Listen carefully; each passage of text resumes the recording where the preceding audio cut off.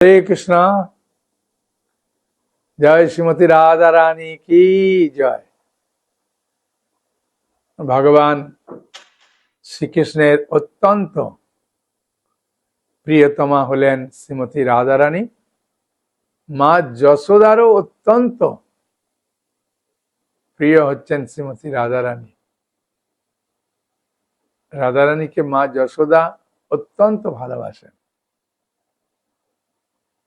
আর আমরা শ্রীমতী রাধা রানীর ভক্ত বলে আমাদেরকে বলা হয় গৌড়িয়া। বিষ্ণুর ভক্তদের বলে বৈষ্ণব, রাধারানীর ভক্তদের বলে গৌড়ীয়, শিবের ভক্তদের বলে শাক্ত, গণেশের ভক্তদের বলে গানপত্য। তাহলে আমরা হচ্ছি শ্রীমতী রাধারানীর ভক্ত। আর ভগবান শ্রীকৃষ্ণ তিনি শ্রীমতী রাধারানীকে তার বাম অঙ্গ থেকে প্রকাশ করেছিলেন আনন্দ আস্বাদন করার জন্য। এই আমাদের জানতে হবে। সেই জন্যে আমরা যদি জানি তাহলে আমাদের মনের অনেক সন্দেহ কেটে যাবে, তাই না? সেই জন্যে আদি লীলা খুব সুন্দরভাবে বলছেন। কি বলছেন আমরা শুনবো। কোথায় বলছেন? চৈতন্য চরিতামৃত আপনাদের কাছে আছে। এই যে চৈতন্য চরিতামৃতে আদি লীলা দেখতে পাচ্ছেন। এই আদি লীলায় আপনারা খুলবেন চতুর্থ পরিচ্ছেদ 56 নম্বর শ্লোক। কেন রাধারানীর তত্ত্বটা বোঝা আমাদের পক্ষে খুবই কঠিন। সেই জন্য শ্রীল প্রভুপাদ বেশি তিনি আলোচনা করেননি। এমনকি সুখদেব গোস্বামী শ্রীমদ ভাগবতেতেও আলোচনা করেননি। শুধু এক জায়গায় বলেছিলেন, সেটি পরে আলোচনা করব কি বলেছিলেন। এখন চৈতন্য চরিতামৃতে কৃষ্ণদাস কবিরাজ গোস্বামী কি বলছেন আপনারা শুনুন। চৈতন্য চরিতামৃতের আদি লীলার চতুর্থ পরিচ্ছেদে 56 নম্বর শ্লোকে বলছেন, রাধা কৃষ্ণ এক আত্মা, দুই দেহ ধরি, অন্যান্য বিলাসের রস আস্বাদন করি। শ্রীমতী রাধারানী শ্রীকৃষ্ণ এক এবং অভিন্ন। তারা দুটি পৃথক দেহ ধারণ করছেন কারণ প্রেম রস আস্বাদন করার জন্য। সেই জন্য ভগবান কৃষ্ণের বাম অঙ্গ থেকে শ্রীমতী রাধারানীর প্রকাশ হয়েছিল। ভগবান কৃষ্ণ যখন বৃন্দাবনে, গোলক বৃন্দাবনে রাসলীলা আস্বাদন করার ইচ্ছা করেছেন, সেই সময় ভগবান শ্রীকৃষ্ণের বাম অঙ্গ থেকে রাধারানী প্রকট হয়ে তিনি ধাবিত হয়েছিলেন রাসলীলা অংশগ্রহণ করার জন্য। ওই জন্য রাসলীলায় প্রকট হয়েছিলেন বলে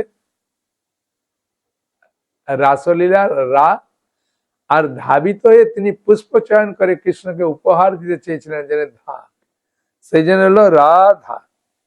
ঠিক আছে। তো এই রাধা নাম উচ্চারণ করলে কি লাভ শুনুন। তাহলে রাধা অষ্টমী আপনি বাড়িতে পালন করলে কি লাভ, সেটা আপনি খুব সহজে আস্বাদন করতে পারবেন যে আমি বাড়িতে রাধা অষ্টমী সুন্দর করে পালন করব। রাধা যদি কেউ নাম উচ্চারণ করে, র উচ্চারণ করে, ঠিক আছে, রাধা প্রথমে র, র যদি কেউ উচ্চারণ করে তাহলে তার কি লাভ হবে শুনুন। কোটি জন্মের পাপ নষ্ট হবে বলছে। শুধু র উচ্চারণ করলে কোটি জন্মের পাপ নষ্ট হবে। আর রয়ের পরে আকার আছে, আকার উচ্চারণ করলে স্বর্গে বাস হবে। তারপরে ধ আছে, ধ উচ্চারণ করলে আয়ু, আমাদের যে আয়ু ক্ষয়টা রোধ হয়ে যাবে, মানে বন্ধ হয়ে যাবে। তারপরে একটা আকার আছে, ওই আকার উচ্চারণ করলে সংসার বন্ধ নষ্ট হয়ে যাবে। বাবা! তাহলে শ্রীমতী রাধারানীর নাম উচ্চারণ করলে কত লাভ, চিন্তা করেছেন? হ্যাঁ, তা সেই শ্রীমতী রাধারানীর শুভ আবির্ভাব তিথি 31শে আগস্ট 2025 রবিবার। ঠিক আছে, রবিবার পড়েছে, খুব ভালো দিন, ছুটির দিন পড়েছে। আর 14ই ভাদ্র, ঠিক আছে, 14ই ভাদ্র 31শে আগস্ট রবিবার শ্রীমতী রাধারানীর শুভ আবির্ভাব তিথি। সেই জন্য আপনারা 12টা পর্যন্ত উপবাস থাকবেন। তারপরে রাধারানীকে খুব সুন্দরভাবে ভোগ রন্ধন করে রাধারানীকে নিবেদন করবেন। তারপরে রাধারানী শ্রী চরণ কমলে পুষ্পাঞ্জলি দেবেন। হ্যাঁ, বুঝেছেন? তার আগে অভিষেক করবেন। অভিষেকটা আগে হ্যাঁ করে, হ্যাঁ, তারপরে ভোগ লাগায়, তারপরে পুষ্পাঞ্জলি দেয়। হ্যাঁ, আপনারা বাড়িতে কিভাবে করবেন সেটি আমরা আলোচনা করব। তার আগে একটু শ্রীমতী রাধারানী নিয়ে বলি, তাহলে খুব আনন্দ পাবেন। এই শ্রীমতী রাধারানী নিয়ে হ্যাঁ কে বলছিলেন আমি সেটাও বলবো, ঠিক আছে?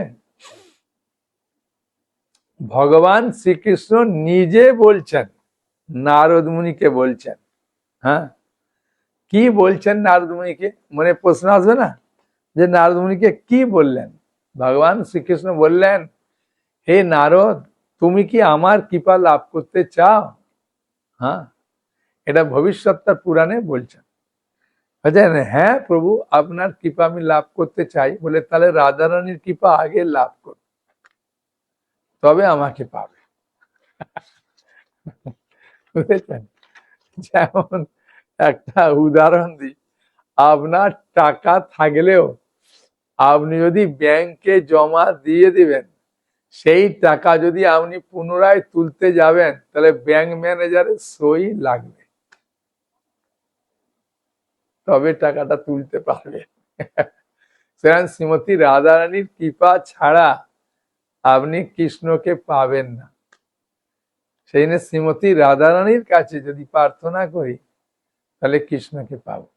এটা ভগবান কৃষ্ণ স্বয়ং বলছেন নারদকে। আর নারদীয় পুরাণে হ্যাঁ কি বলছেন শুনলে সত্যি করে আমরা আশ্চর্য হয়ে যাই, যে ভগবান কৃষ্ণ নারদীয় পুরাণে বলছেন, সত্যম সত্যম পুনঃ সত্যম। হে নারদ, আমাকে তোমাকে সত্য সত্য বলছি, পুনরায় আবার সত্য বলছি। কি বলছি? সত্যম এবা পুনঃ পুনঃ, তোমাকে বারবার আমি সত্য কথা বলছি। নারদ চিন্তা করছেন, প্রভু সত্যম সত্যম পুনঃ সত্যম, সত্যম এবা পুনঃ পুনঃ, এতবার সত্য বলার কারণ কি? তখন ভগবান বলছেন, নারদ, এতবার সত্য বলার কারণ কি? বিনা রাধা প্রসাদেন, রাধারানীর কৃপা ছাড়া মত প্রসাদেন বিদ্যাতে, আমার কৃপা পাবে না। বুঝেছেন?